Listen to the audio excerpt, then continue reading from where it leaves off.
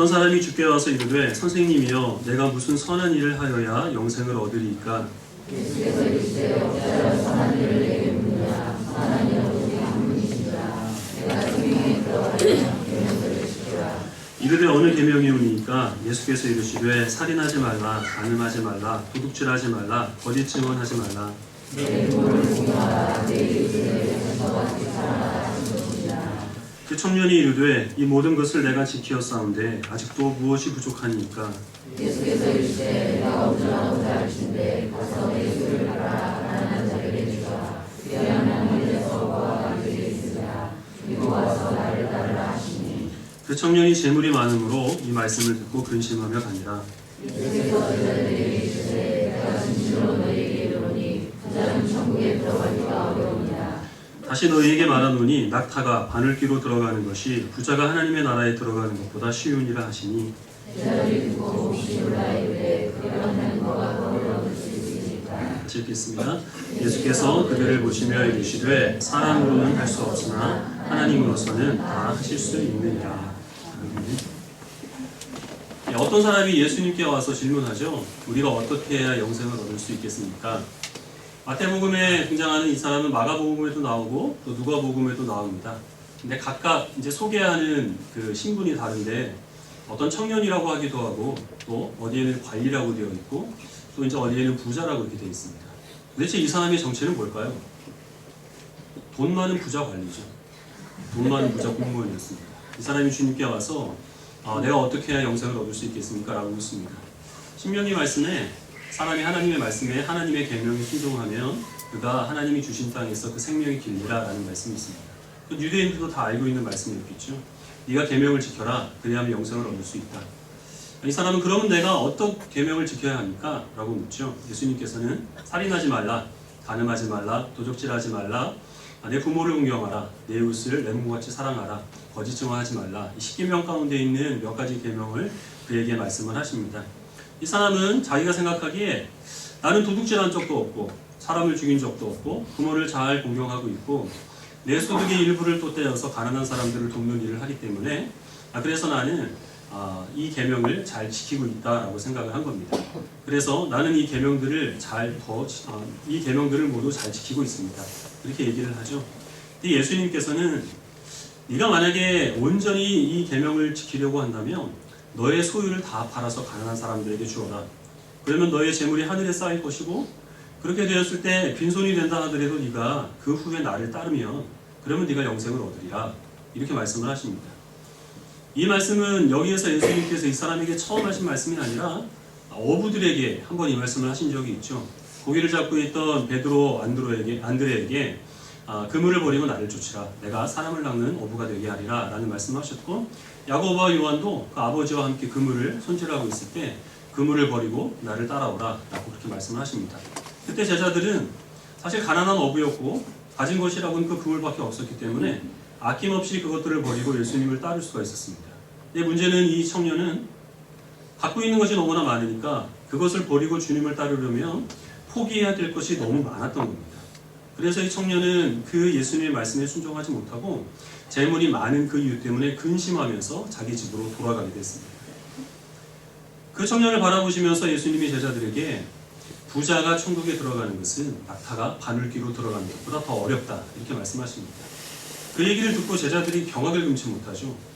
오늘날도 그렇지만 이 당시에 유대인들에게 있어서 이 물질의 풍요는 하나님께서 그 사람 사랑하시고 하나님이 그에게 복을 주셨다는 증거입니다.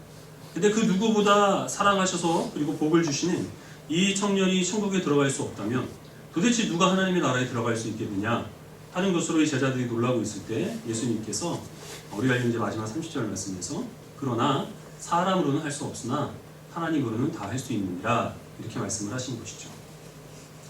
바리새인 이 청년의 경우에는 바리새인이었던 것 같습니다. 그 계명에 충실하고 내세 즉 이 영생에 대한 소망을 갖고 있던 사람들은 바리새파 사람인데요. 바리새인이 예수님께 와서 질문한 것은 앞에서도 있었죠. 바로 앞에 우리가 지지난주에 살펴봤던 부분에서 사람이 어떻게 하면 어떤 구실로 해서 아내를 버릴 수 있습니까? 이것을 물었죠.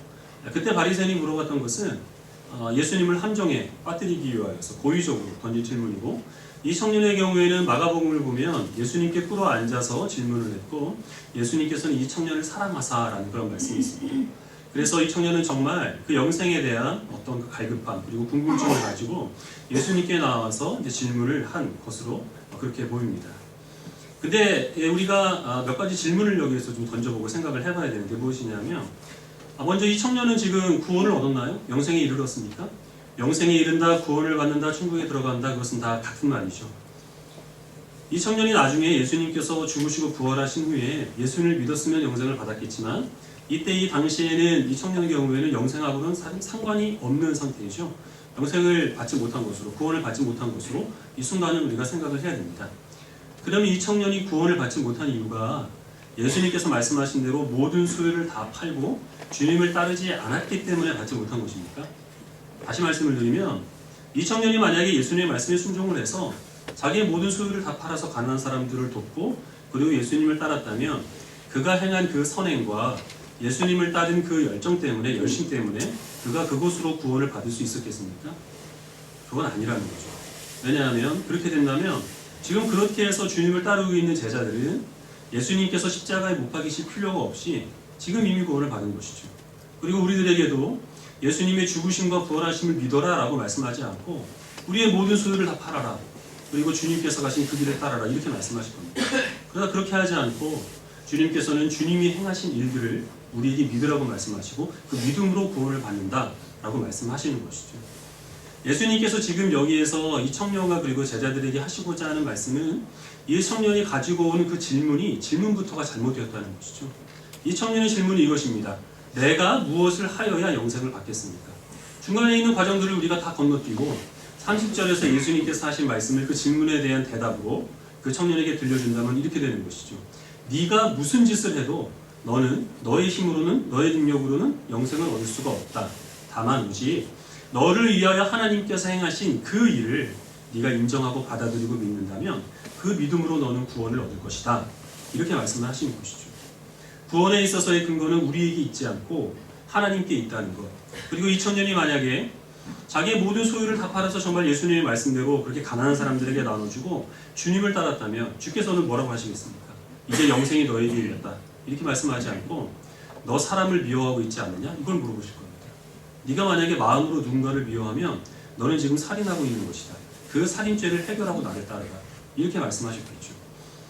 하나님께서 우리에게 요구하신 계명을 지켜 영생에 이르는 그 수준은 사람이 생각하는 것보다 훨씬 높고 세상을 살아가는 어떤 사람도 그 수준에 도달할 수 없기 때문에 그래서 예수님께서는 우리를 위하여 죽으시고 부활하셔야만 했던 것이죠.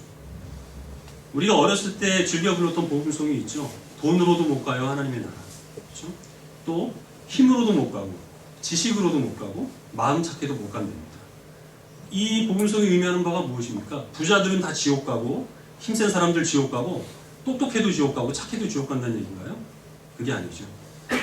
부함이라든지 사람의 능력이라든지 사람의 지혜, 사람의 선한 이런 사람의 조건으로 우리가 구원받지 않고 하나님께서 우리를 위하여 하신 그 일들을 우리가 믿을 때 그래서 주님께서 우리를 거듭나게 하시고 하나님께서 우리에게 그 믿음을 허락하여 주실 때 우리는 그것으로 구원을 받는다라는 것입니다.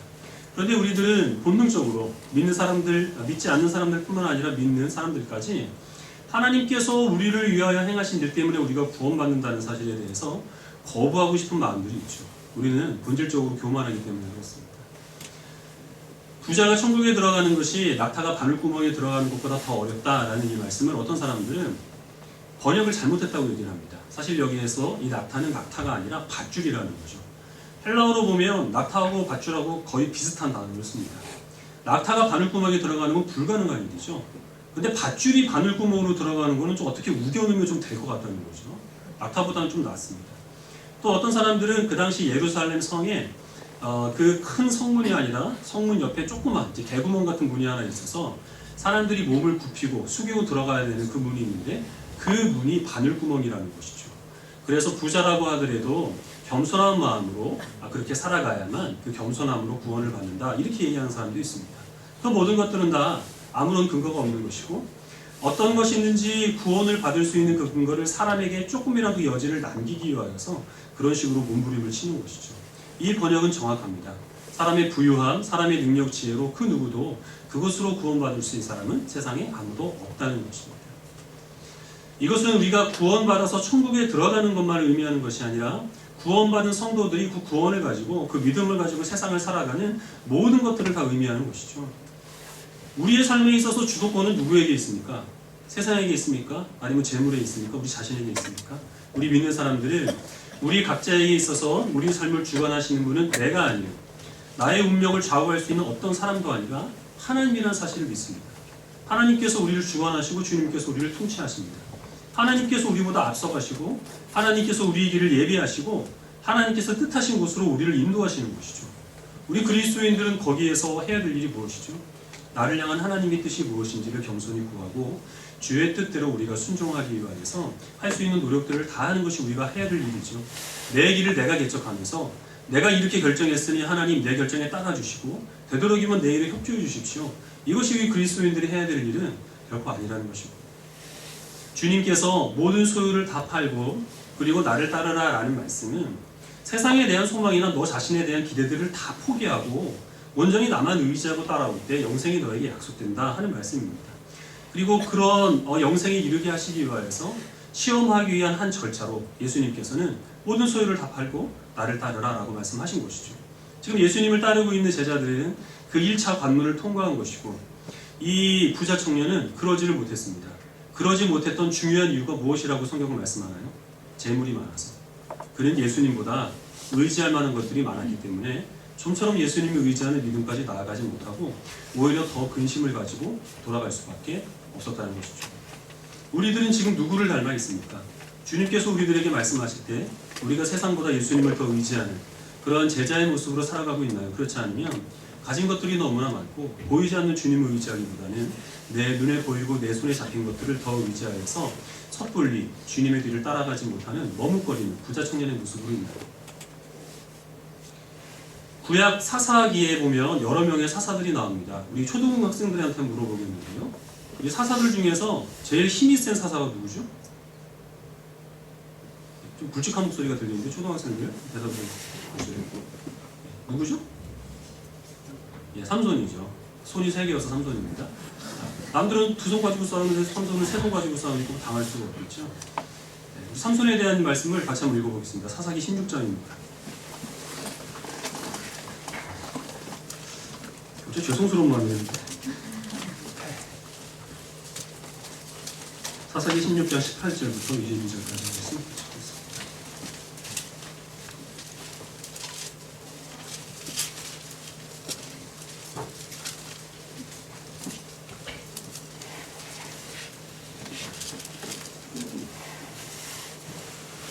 18절을 제가 먼저 읽겠습니다. 사사기 16장 18절입니다. 들릴다가 삼손이 진심을 다 알려주므로 사람을 보내어 블레셋 사람들의 방백들을 불러 이르되 삼손이 내게 진심을 알려주었으니 이제 한 번만 올라오라 하니 블레셋 방백들이 손에 은을 가지고 그 여인에게로 올라오니라.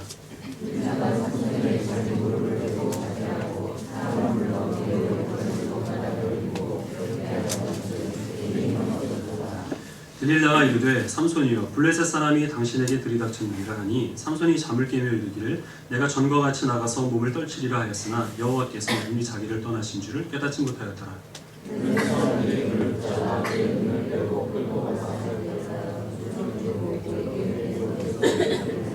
읽겠습니다. 그의 머리털이 밀린 후에 다시 자라기 시작한다. 삼손의 어머니는 아이를 낳을 수 없는 여인이었습니다. 어느 날 천사가 나타나서 네가 아들을 낳을 것이다 라고 말씀하시고, 그리고 하나님께서 태중에서부터 그 아이를 구별하셨는데 거룩한 나시린으로 하나님께 헌신해야 할 것을 이 여인에게 말씀합니다. 나시린이 지켜야 될 3가지 금령이 있었죠. 포도주를 마시면 안 되고, 그리고 부정한 것, 예를 들면 시체라든지 이런 것을 접촉하면 안 되고, 그리고 머리를 깎으면 안 됩니다. 이 3가지를 잘 지켜라 라고 말씀을 하십니다. 삼손이 태어나서 이제 자라게 되었고 사사로 부름을 받습니다. 사사라는 말은 재판관이라는 뜻인데 실제로 사사들이 재판을 한 일보다는 사실 군사적인 지도자입니다. 이 당시 이스라엘을 괴롭히던 여러 대적들, 특별히 이제 블레셋 같은 그런 강적들로부터 이스라엘을 구원하는 역할을 하나님께서는 이 사사들에게 맡기셨는데 삼손이 이 사사로 부름을 받았습니다. 삼손은 괴력이 있었습니다. 나귀 턱뼈 하나로 혼자 힘으로 1000명의 그 블레셋 사람들을 물리칠 수 있을 정도로 큰 힘이 있었는데 그 힘의 근거가 어디에 있었습니까? 머리카락에 있었죠. 포도주를 마시지 않는 것이나 아니면 부정한 것을 접촉하는 것이 아니라 머리카락을 깎지 말라는 그 금령을 지킬 때 삼손은 그 힘을 유지할 수가 있었던 거죠. 근데 삼손은 그 힘을 블레셋을 대적하여서 사사의 직분을 감당하는 데 쓰기도 하지만 어떤 경우에는 그저 장난을 치려고 자기 힘을 쓰기도 하고, 그리고 또 어떤 경우에는 자신의 이제 사사로운 이익을 위하여서 그런 힘을 쓰기도 합니다. 그리고 하나님께서 하지 말라고 하신 것, 독주를 마시지 말라, 부정한 것을 접촉하지 말라 하는 그 모든 것들을 다 어기면서 자기 힘을 과시하고 자기의 자유로움을 마음껏 만끽하면서 살아가게 되죠. 어느 날 블레셋 사람들이 이 삼손 때문에 너무 골치가 아프니까 삼손에게 현상금을 겁니다. 은 1,100을 걸어서 삼손의 그 힘의 그 비밀을 알아오는 사람들에게 이 현상금을 주겠다, 이렇게 얘기를 하죠. 그 이야기를 듣고 솔깃한 사람이 들릴라라는 여인입니다. 이 여인은 남의 험담하기를 좋아하는 여인이죠. 조용히 해, 들릴라. 딴 데서 이런 얘기하면 굉장히 좋아하십니다. 여러분도 다른 사람이 얘기했으면 굉장히 많이 좋아하셨을 거예요. 우리는 좋지 않은 때, 좋지 않은 장소에서 만난 것 같습니다.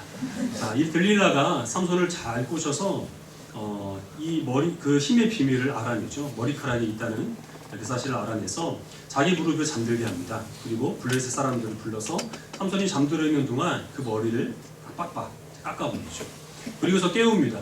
블레셋 사람들이 당신을 잡으러 왔습니다. 이 삼손이 내가 옛날처럼 이 사람들을 다 때려잡겠다, 그리고서 일어섰지만 이 머리카락은 잘린 후였습니다. 근데 오늘 본문에서 삼손이 힘을 잃게 된 이유가 머리카락을 잘려서가 아니라 여호와 하나님께서 그를 떠나셨기 때문에, 그래서 삼손이 힘을 잃었다라고 그렇게 말씀하고 있습니다. 머리카락은 하나의 상징물에 불과한 거죠. 머리카락을 깎지 않는 것은 에덴 동산에서 하나님이 선악과를 만들어 놓은 것처럼 그것으로 하나님과 삼손 사이의 언약이 지켜지는지 그렇지 않은지를 알아보기 위한, 시험하기 위한 하나의 상징물로 두신 겁니다. 머리카락이 깎였을 때 하나님께서는 더 이상 그와 함께하지 않고 그와 떠나게 되었고, 삼손은 블레셋 사람들한테 잡힙니다. 눈이 뽑혔고, 그리고 또 온몸이 묶여서 블레셋으로 끌려가서 감옥에 갇혀서, 그리고 거기에는 연자맷돌을 돌리는 노예 신분으로 전락을 하게 된 거죠. 근데 오늘 우리가 읽은 구절의 마지막 말씀 22절에 보시면 그의 머리털이 밀린 후에 다시 자라기 시작하니라, 이렇게 되어 있습니다. 이 말씀은 의미하는 바가 있는데, 우리가 삼손의 그 힘의 근원이 머리카락이 아니라 하나님이기 때문에 머리카락 깎인 후에 삼손이 다시 머리카락이 조금 자란 것은 아무런 의미가 없습니다. 여기서 사사기 저자가 말하고자 하는 것은 하나님께서 그를 떠났지만 그러나 그를 통하여서 다시 한번 역사하실 수 있는 그 여지를 남겨두신 것이죠. 시간이 어느 정도 흘렀습니다. 이 블레셋 사람들이 축제를 벌입니다. 블레셋 사람들이 섬기던 다곤 신전에서 3,000명의 블레셋 사람들이 모여서 우리에게 승리를 준 다곤 신을 찬양하는 이런 축제를 거기에서 열게 되는 것이죠. 블레셋 사람들은 삼손을 잡아옵니다. 그리고 삼손을 많은 사람들 앞에 내려놓고 그를 조롱거리로 삼습니다. 제주를 부르게 한 것이죠. 삼손은 치욕을 무릅쓰고 거기에서 제주를 부르는데, 삼손은 그러나 기회를 엿보고 있었습니다. 우리 이 삼손이 하나님께 기도한 말씀 몇 절 뒤에 있는 28절 말씀부터 31절까지 한 절 더 읽어보도록 하겠습니다. 28절입니다.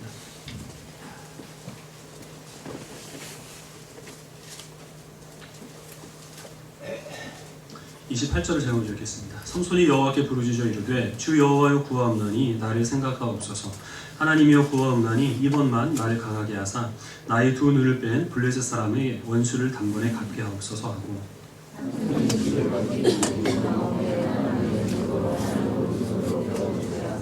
삼손이 이르되 블레셋 사람과 함께 죽기를 원하노라 하고 힘을 다하여 몸을 굽히매 그 집이 곧 무너져 그 안에 있는 모든 방백들과 온 백성에게 덮이니 삼손이 죽을 때에 죽인 자가 살았을 때의 죽인 자보다 더욱 많았더라. 그의 형제와 아버지의 온 집이 다 내려가서 그의 시체를 가지고 올라가서 소라와 에스바울 사이 그의 아버지 마누아의 장지에 장사하니라. 삼손이 이스라엘의 사사로 20년 동안 지내더라. 이 삼손은 자기의 그 양팔에 그 다곤 신전을 버티고 있던 두 기둥을 하나씩 낍니다. 그리고서 하나님께 기도하죠. 하나님, 한 번만 나에게 힘을 주시고 한 번만 나와 함께 하셔서 내 두 눈을 뺀 저 원수들을 내가 갚게 하옵소서. 그리고 있는 힘을 다하여서 자신이 그 지탱하고 있던 그 기둥을 무너뜨립니다. 그리고 거기에는 그 일 때문에 삼손을 포함해서 그 다곤 신전에 모여있던 사람 3,000명이 죽습니다. 오늘 성경은 삼손이 살아있을 때 물리친 블레셋 사람보다 삼손이 죽을 때 물리친 그 블레셋 사람이 더 많았더라 라고 그렇게 기록을 하고 있습니다. 삼손이 머리가 있고 머리가 잘리지 않았고 그리고 두 눈을 볼 수 있었고 자유로운 신분으로 그렇게 돌아다닐 때 그때보다 머리가 잘리고 두 눈이 뽑히고 건강도 잃어버리고 자유도 잃어버려서 노예 신분으로 전락한 바로 그때 삼손은 더 강한 하나님의 능력으로 일할 수 있었다는 것을 오늘 성경은 증거하고 있죠. 왜냐하면 그 힘이 자신에게 비롯되었다고 자신이 그 삼손이 스스로 생각했을 때는 그 힘을 가지고 삼손은 사사로운 자기의 재미나 자기의 만족을 구하는 데 사용했지만 더 이상 그럴 수가 없었을 때는 삼손은 이제는 오직 여호와 하나님만을 바라볼 수밖에 없었던 것이죠. 삼손의 힘의 비밀이 머리카락에 있었다는 것은 이것도 역시 하나의 상징인데요. 의미심장합니다. 술을 먹지 않는 것이나 짐승에 접촉하지 않는 것과 머리카락을 깎지 않는 것은 조금 다르죠. 누구도 머리카락을 자기의 힘으로 자라게 할 수는 없습니다. 머리카락을 깎지 않는 것은 그냥 내버려 두면 되는 것입니다.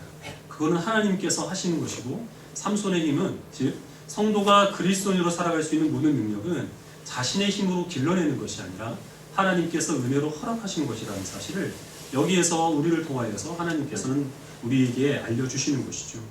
우리 그리스도인들은 어떨 때 능력 있게 살아갑니까?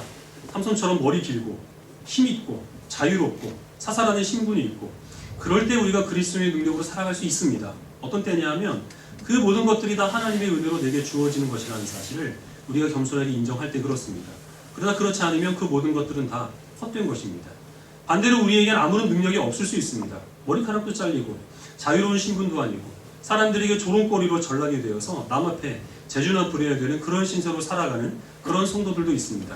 그러나 비록 그렇다 하더라도 그 그리스도의 능력의 그 근원이 나에게 있지 않고 하나님께 있다는 사실을 알아 하나님을 온전히 의지하면 우리는 능력 있는 그리스도인이 되어서 우리를 괴롭히고 또 주님을 조롱하는 많은 세상 사람들 앞에 우리가 승리하는 그리스도의 선한 군사로 살아갈 수 있게 되는 것이죠.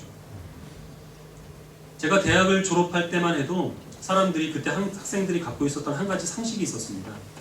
일을 하고자 하는 능력만 있으면 그런 의지만 있으면 어느 정도 만족할 만한 직장에 가서 일을 할 수 있다라는 것이었습니다.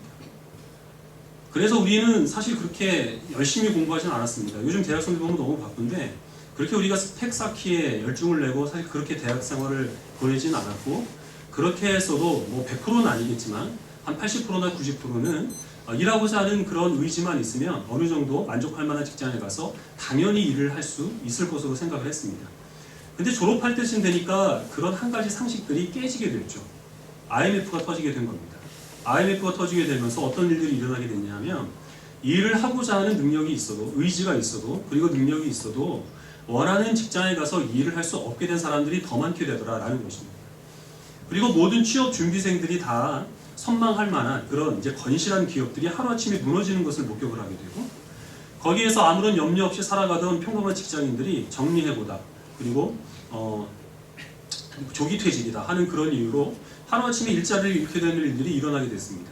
자영업 하시던 분들도 특별히 무엇을 잘못한 것이 아닌데 어떤 부분에 있어서 범실을 범한 것도 아닌데 그럼에도 불구하고 그 사업장을 닫아야 되는 그런 끔찍하고 비참한 일들이 어느 날 갑자기 아무렇지도 않게 일어나게 되는 것을 많은 사람들이 경험을 하게 됐죠.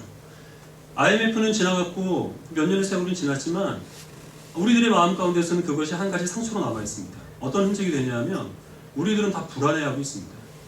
우리들은 지금 살아가고 있는 우리의 삶의 터전이 어느 날 하루아침에 이것들이 다 흔들려 버릴지 모르는 막연한 불안감들이 있습니다. 상황은 점점 더 악화되었고 2014년 올 한 해 우리들은 정말 우리 인식 가운데 또 하나의 큰 흔적을 남길 아주 엄청난 사건을 경험을 하게 되죠. 세월호 사건입니다. 세월호 사건이 있기 전에는 수백 명을 실은 여객선이 외부의 충격 없이 혼자 침몰하게 되리라는 것을 아무도 생각을 하지 못했습니다. 그 배를 지켜야 될 그 선장도 그 배를 지키지를 못했고 국민들의 생명을 보호해야 될 국가도 아무런 도움이 되지 못했죠. 세월호 사건은 지금 많은 사람들의 뇌리에서 점점 잊혀져 가고 있고 아마 또 금방 잊어버리게 되겠죠. 근데 이 사건이 우리의 마음 가운데 큰 생채기를 남기게 됩니다. 어떤 것이냐면 세상을 살아가면서 믿을 사람은 자기밖에 없다는 겁니다. 그 누구도 나를 도울 수 없고 나와 내 가족은 내 힘으로 지켜야 된다. 누군가를 의지한다. 누군가를 바라본다. 이것은 어리석은 것이고 정말 의지할 사람, 정말 바라보아야 될 사람은 내가 실력을 쌓든지 그렇지 않으면 그렇게 될 만한 사람들을 내가 찾아 나서야 한다. 이런 생각들이 사람들 마음 가운데 큰 상처로 그리고 흔적으로 남게 되겠죠. 그리고 그것은 여지없이 불안감과 그리고 염려로 우리를 괴롭히게 될 겁니다. 2014년 우리의 올 한 해가 한 달 정도 남았는데 여러분 올 한 해를 각자 어떻게 평가를 하십니까? 정말 승리한 성공적인 그런 한 해를 보내셨나요? 그렇지 않으면 실패했고 그래서 아쉬움이 많이 남는 그런 한 해로 여러분들 생각하시나요? 그리고 그 근거는 무엇입니까? 많은 사람들은 만약에 성공적인 한 해를 보냈다고 한다면 내년도에 자신이 거할 수 있는 그 삶의 근거들을 조금 더 많이 확보했기 때문에 그래서 자신이 성공적인 한 해를 살았다고 그렇게 생각을 할 겁니다. 내년에 쓸 수 있는 재물들, 내년에 갈 수 있는 학교, 내년에 몸담을 수 있는 직장 이런 것들을 많이 확보해 놓으면 나는 올 한 해 정말 성공적인 한 해를 살았다라는 그런 생각을 갖겠죠. 그러나 그것은 잠시뿐이고 이제 이내 곧 그것은 염려가 되어서 우리의 마음을 많이 괴롭히게 할 겁니다. 늘 두렵고 그리고 또 더 많이 의지할 것들을 우리가 찾아 나서게 되겠죠. 예수님께 찾아온 한 청년이 있었습니다. 그 청년은 많은 재물이 있었습니다. 그리고 그 청년은 공무원이라고 하는 그런 든든한 직장도 있었습니다. 젊었습니다. 율법적인 부분에 있어서 도덕적인 부분에 있어서 흠이 없는 사람이었습니다. 세상적인 관점으로 보면 확보해 놓은 것이 너무나 많은 사람이었습니다. 그러나 이 사람은 그 마음 가운데 불안함이 있었습니다. 내가 어떻게 영생을 얻어야 하겠습니까? 예수님께 와서 물을 때 이 청년의 마음 가운데 하나는 선한 선생님이 지혜로운 선생님 예수님께서 자신이 지금 갖고 있는 모든 것들을 다 인정해 주기를 바랬을 겁니다. 너 젊잖아. 너 똑똑하잖아. 너 직장 좋지. 너 돈 많잖아. 네가 뭘 염려하냐? 너 걱정 없어. 이 대답을 기대하고 왔겠죠. 그러나 예수님은 그 청년의 기대에 부응하는 대답을 하지 않으셨습니다. 네가 가지고 있는 그래서 네가 확보해 놓은 그 모든 삶의 근거들을 다 포기하고 온전히 나만 의지해라. 이것이 예수님의 대답이었습니다. 그러나 이 청년은 예수님을 온전히 의지하는 믿음이 없었기 때문에 자기가 확보해 놓은 그 재물로 인하여서 더 많은 근심과 염려를 가지고 결국 자기의 집으로 돌아갈 수밖에 없었다는 것이죠. 우리들은 지금 무엇을 소망으로 삼고 무엇을 쫓아가며 살아가고 있고 우리의 삶 가운데서 잘된 것, 안 된 것에 대한 그 기준을 무엇을 두고 살아가고 있습니까? 과거에 우리보다 훨씬 더 어렵게 살았던 우리의 신앙 선배들보다 우리들은 상대적으로 더 부유한 건데 살아가고 있지만 우리들은 끊임없는 염려와 그리고 불안감이 있습니다. 그래서 우리들은 바쁘다는 이유, 먹고 살기 힘들다고 그리고 피곤하고 자녀들을 교육시키기에 벅차다는 이유로 과거에 우리 신앙의 그 열조들보다 훨씬 더 게으르게 신앙생활을 하고 있는 것이 우리의 모습은 아닌지 우리는 한 번쯤 돌아봐야 될 필요가 있을 것 같습니다. 특별히 올 한 해 많은 것들을 확보해 놓지 못해서 건강을 잃어버렸거나 아니면 재물을 잃어버렸거나 그런 마음으로 낙심하고 있는 성도들이 있다면 오늘 말씀에서 여러분들이 큰 위로와 그리고 격려를 받으시기를 바랍니다.